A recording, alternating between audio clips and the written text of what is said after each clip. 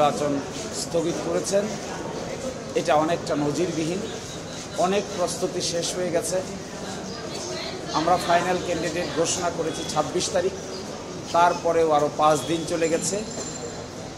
এই প্রেক্ষিতে এই নির্বাচন প্রক্রিয়াটা স্থগিত করাটা বিশ্ববিদ্যালয় কর্তৃপক্ষ মনে করছে যে এর মাধ্যমে নির্বাচন প্রক্রিয়াটা যদি স্থগিত থাকে তাহলে ছাত্রদের মধ্যে প্রতিক্রিয়া তৈরি হতে পারে। এই জন্যই ইন দ্য মিন টাইম আমরা সিদ্ধান্ত নিয়েছি যে যত দ্রুত সম্ভব ঘন্টা মিনিট হিসাব করে আমরা চেম্বার জজের আদালতে হাইকোর্টের এই আদেশ স্থগিত চেয়ে একটা সিভিল মিসসেলেনিয়াস পিটিশন দায়ের করব।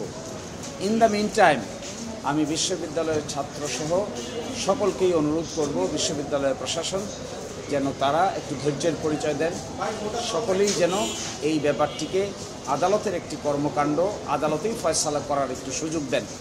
আশা করি আমরা উচ্চ আদালতে আমরা আমাদের প্রার্থিত প্রতিকার পাবো, এটা আমরা প্রত্যাশা করি।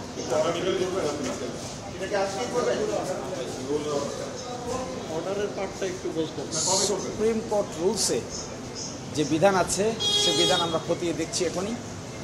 সেই বিধান অনুযায়ী আমরা দ্রুত পদক্ষেপ নেব। আশা করি আপনারা খুব দ্রুতই সেটা জানতে পাবেন।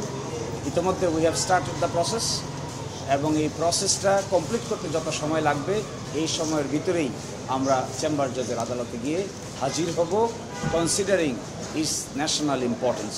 এই বিষয়টা জাতীয়ভাবে গুরুত্বপূর্ণ, সেই জন্য আমরা 1 মিনিটও কালক্ষেপণ করতে চাই। আমরা বলছি যে হাইকোর্ট সুপ্রিম কোর্ট রুলসে একটা প্রসেস আছে, এই প্রসেসটা যদি সম্পন্ন করতে পারি তাহলে যাব, যদি সম্পন্ন করতে সে একটু সময় লাগে তাহলে কালকে যাব।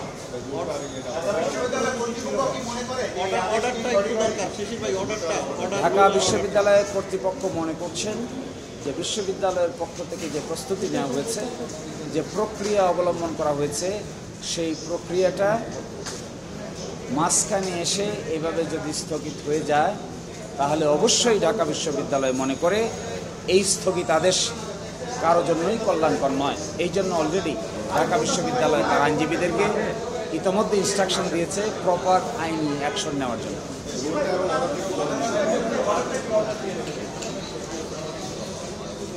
পিটিশনারের আইনজীবীর কাছ থেকে আপনারা সেটা শুনবেন। They have obtained the order, we will challenge the order. এবং মূল অর্ডারটা হলো এখানে নির্বাচন স্থগিত হয়ে যাওয়া, ইলেকশন প্রসেস স্থগিত হয়ে যাওয়া 30শে অক্টোবর পর্যন্ত।